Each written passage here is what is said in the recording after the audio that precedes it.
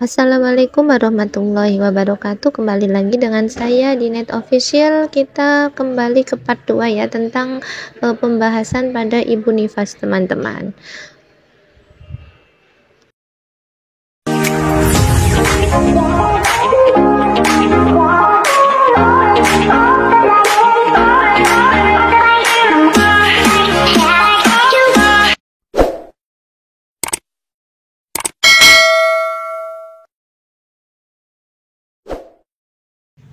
Baik, kita lanjut ke soal nomor 6 ya. Seorang ibu umur 23 tahun dalam masa menyusui P2A0 dengan riwayat anak pertama abortus datang ke PMB dengan keluhan payudara bengkak sebelah kanan sejak 3 hari yang lalu disertai demam. Ibu mengatakan selalu menyusukan bayinya, bayi hanya menyusu pada payudara kiri. Hasil pemeriksaan tekanan darah 110/70, nadi 88 kali per menit, respirasi 28 kali per menit, suhu 37,8 derajat Celcius, payudara tegang, keras, terasa panas, puting susu tenggelam. Tindakan yang paling tepat dilakukan pada ibu tersebut adalah A. Kompres dingin, B. Penggunaan bra yang menekan, C. Pengosongan payudara setiap 2 jam, D. Pemberian antipiretik, atau E. Pemenuhan cairan elektrolit. Sebelum kita ke kunci jawaban, silahkan teman-teman coba jawab ya. Oke, tepat sekali ya. Jawaban yang benar adalah yang C, yaitu pengosongan payudara setiap 2 jam. Pengosongan payudara dilakukan untuk mencegah bendungan di vena dan kelenjar getah bening di payudara agar produksi ASI baru lancar. Pengosongan dengan cara pompa manual, pengisapan langsung menyebabkan ibu lebih rileks dan produksi ASI semakin banyak. Paham ya teman-teman untuk soal nomor 6. Kita lanjut ke soal berikutnya. Soal nomor 7. Seorang perempuan umur 29 tahun P2A1 melahirkan secara normal 6 hari yang lalu, datang ke PMB dengan keluhan badan panas dan dingin, mudah letih, lesu, dan tidak berselera makan. Hasil anamnesis dengan riwayat persalinan perdarahan banyak dengan kelahiran plasenta manual. Hasil pemeriksaan tekanan darah 100/70, suhu 37,8 derajat Celcius, nadi 70 kali per menit, respirasi 20 kali per menit, hasil lab 10 gram per sen. Apakah tindakan yang paling tepat pada kasus tersebut? A. Istirahat total, B. Nutrisi adekuat, C. Rujuk ke rumah sakit, D. Infus RL, atau E. Pemberian antipiretik. Jawaban yang tepat yaitu yang B. Nutrisi adekuat. Nutrisi adekuat memberikan daya tahan tubuh dan proses involusi yang baik. Diet dalam bentuk TP atau tinggi kalori, tinggi protein, serta asupan cairan elektrolit yang cukup sehingga proses laktasi dapat berjalan secara eksklusif selama 6 bulan. Paham ya teman-teman untuk soal nomor 7. Next kita ke soal nomor 8. Seorang ibu umur 21 tahun P1A0 melahirkan anak pertama 24 jam yang lalu di bidan praktek mandiri secara normal. Bayinya tampak menangis dan gelisah. Ibu mengatakan ASI keluar sedikit-sedikit dan masih enggan mengkonsumsi nutrisi sehat dan tidak suka minum air putih. Hasil pemeriksaan diperoleh keadaan umum baik, tanda-tanda vital dalam batas yang normal, puting susu menonjol. Pertanyaannya, apakah ASI yang dikeluarkan ibu tersebut? A. Matur, B. Transisi, C. Prematur, D. Kolostrum, atau E. ASI peralihan. Sangat mudah ya teman-teman. Bisa teman-teman coba jawab sebelum kita ke kunci jawaban. Tepat sekali teman-teman, jawabannya adalah kolostrum ya. Kolostrum merupakan ASI yang pertama kali keluar sejak kehamilan trimester kedua dan baik diberikan pada bayi baru lahir. Kolostrum kaya akan gizi dan imunitas bagi masa tumbuh kembang bayi. Komposisi dan kandungan nutrisi sangat mudah di absorpsi pencernaan bayi serta sebagai pembersih usus dari infeksi. Kita lanjut ke soal nomor 9 teman-teman. Seorang ibu usia 18 tahun P1A0 melahirkan 2 hari yang lalu di BPM dengan bayi meninggal dunia karena mengalami cacat bawaan di organ jantungnya. Dari hasil pemantauan, ibu menunjukkan ketidakpercayaan melamun, bahkan sering kali marah dan berteriak ketika suami, keluarga, maupun tenaga kesehatan datang untuk memberikan support. Apakah tahapan berduka yang sedang dialami oleh ibu saat ini? A. Shock, B. Realitas, C. Depresi, D. Psikosis, atau E. Postpartum blues. Silakan teman-teman coba menjawab. Benar sekali ya, jawabannya adalah yang A, yaitu shock. Menurut ilmu psikologi ada 5 tahapan dalam proses berduka. Yang pertama yaitu denial atau menolak, merupakan fase awal dari proses kesedihan, kehilangan, dan berduka. Pada fase ini biasanya terjadi penolakan atas kondisi yang terjadi. Kemudian anger atau marah. Pada fase ini timbul kemarahan atas kondisi yang terjadi akibat bentuk penolakan.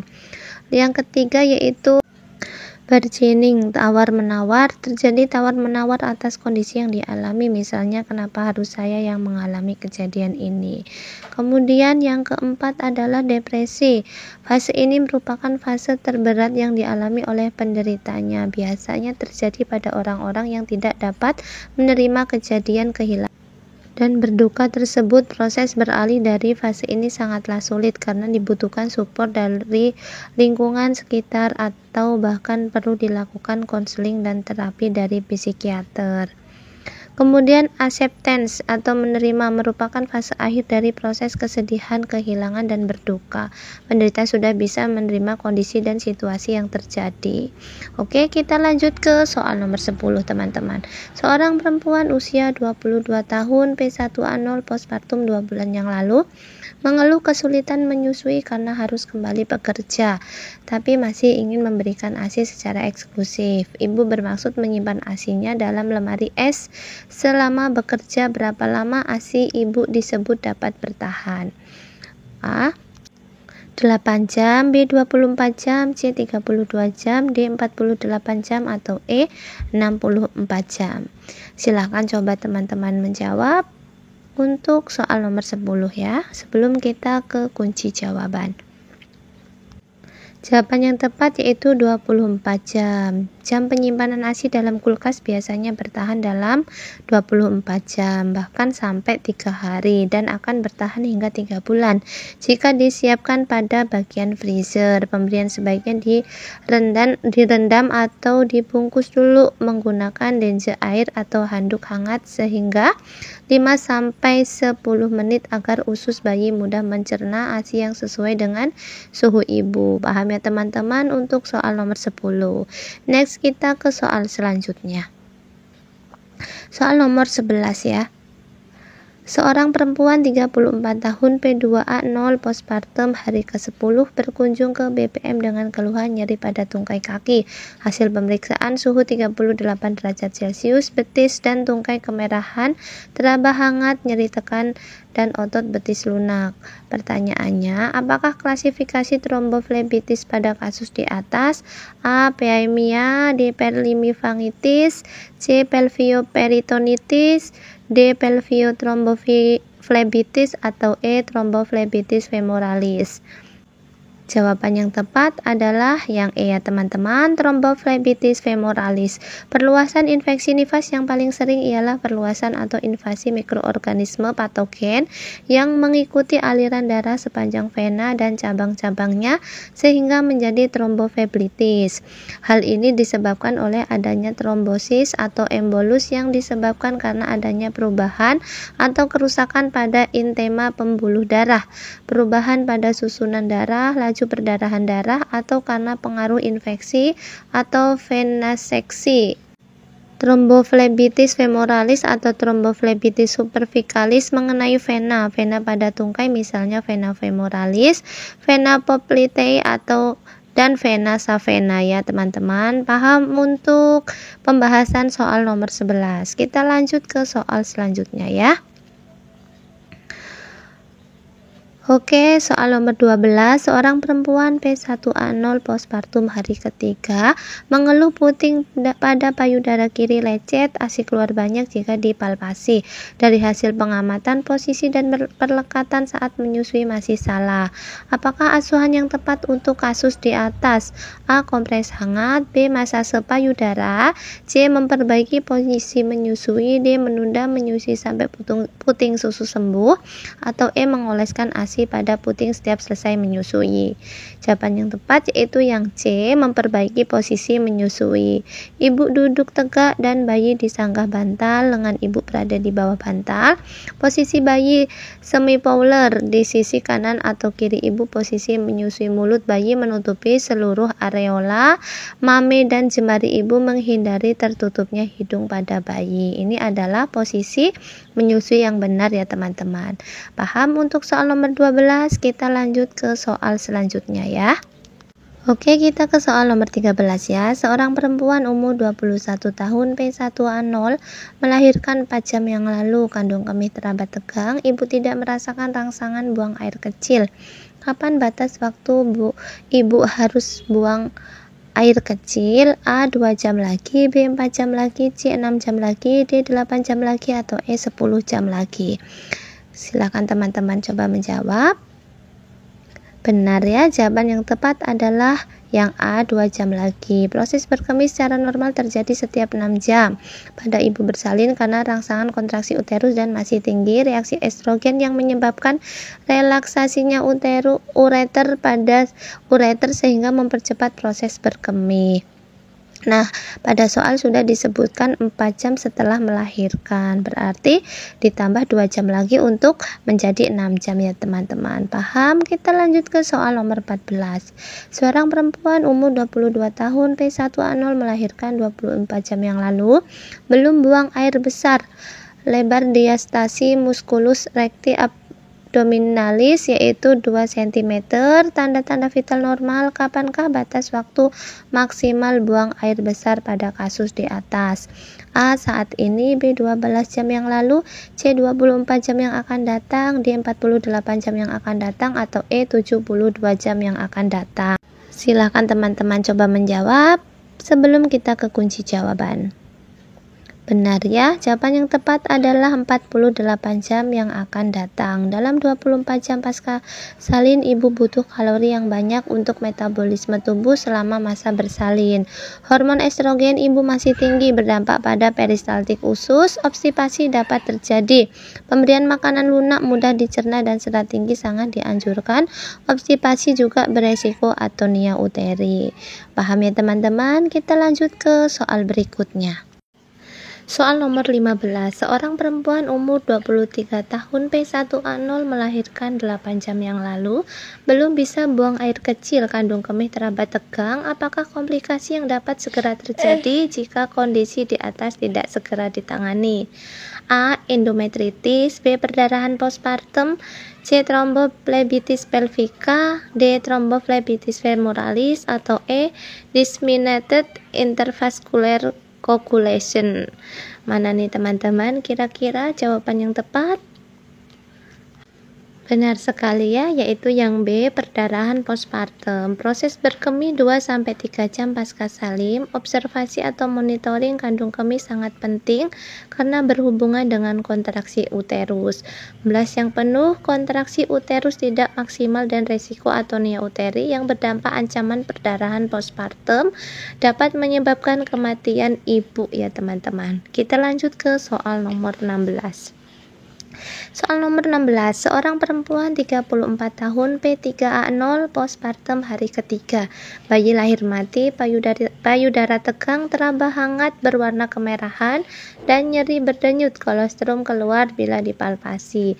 Suhu tubuh 37,3 derajat Celcius. Apakah diagnosis yang tepat untuk kasus di atas? Yang A. Bendungan air susu, B. Abses payudara, C. Kreket nipel, D. Mastitis, atau E. Infeksi. Silahkan coba teman-teman jawab. Tepat sekali ya, yaitu bendungan air susu. Bendungan ASI adalah pembendungan air susu karena penyempitan ductus lactiferi atau oleh kelenjar-kelenjar yang tidak dikosongkan dengan sempurna atau karena kelainan pada puting susu. Bendungan ASI adalah terjadinya pembengkakan pada payudara karena peningkatan aliran vena dan limfe sehingga menyebabkan bendungan ASI dan rasa nyeri disertai kenaikan suhu badan. Paham ya teman-teman untuk penjelasan soal nomor 16. Oke, next kita ke soal berikutnya. Nomor 17, seorang perempuan 34 tahun, P3A0 postpartum hari ketiga. Bayi telah mati.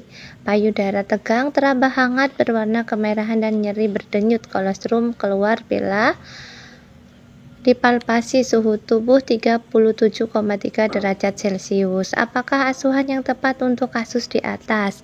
A. Kompres dingin, B. Kompres hangat, C. Masase payudara, D. Rendam air hangat, atau E. Pengeluaran ASI dari payudara.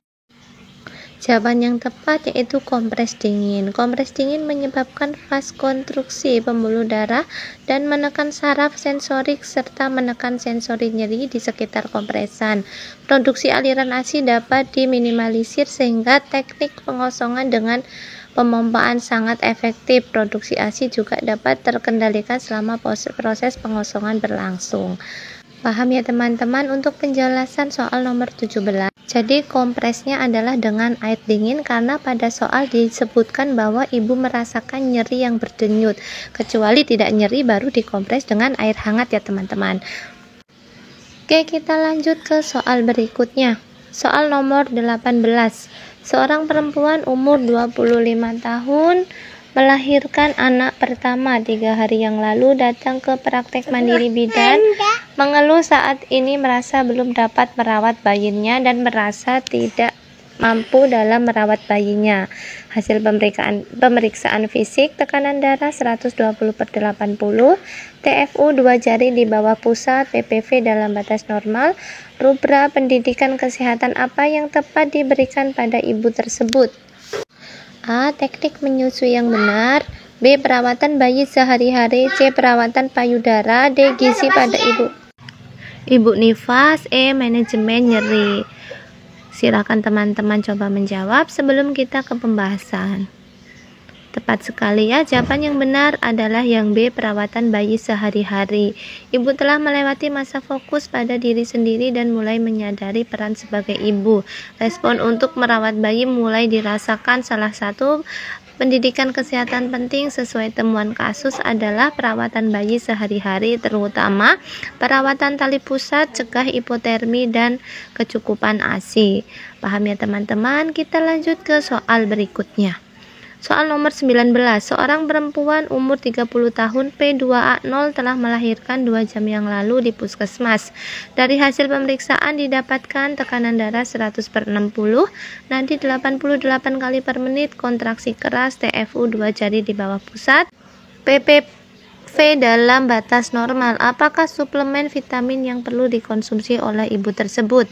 A. Vitamin A tablet 1 dosis 20.000 unit, B. Vitamin A tablet 1 dosis 200.000 unit, C. Vitamin A tablet 2 dosis 200.000 unit, D. Vitamin A tablet 2 dosis 20.000 unit, atau E. Vitamin A tablet 2 dosis 2.000 unit. Silakan teman-teman coba menjawab sebelum kita ke kunci jawaban.